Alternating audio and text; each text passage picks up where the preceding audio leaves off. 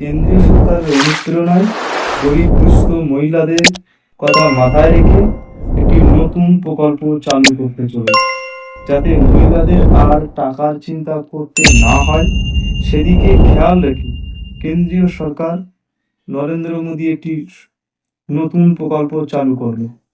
নারী ও বয়স্ক নাগরিকদের সাহায্য করার জন্য একটি নতুন প্রকল্প চালু করেছে। মোদী সরকার এই প্রকল্পটি আর্থিক সহায়তা এবং তাদের জীবন উন্নত করার সুযোগ প্রদান করবে। বিশেষ করে পশ্চিমবঙ্গের, যদিও লক্ষ্মীর ভাণ্ডার প্রকল্প, যা পশ্চিমবঙ্গের মহিলাদের প্রতি মাসে 1000 থেকে 1500 টাকা প্রদান করে, জনপ্রিয় কেন্দ্রীয় সরকার এবং এই ধরনের পরিকল্পনা করছে, তবে বৃহত্তম পরিসরে লক্ষ্মীর ভাণ্ডার পশ্চিমবঙ্গের মহিলাদের জন্য আর্থিক সহায়তা প্রদান করবে।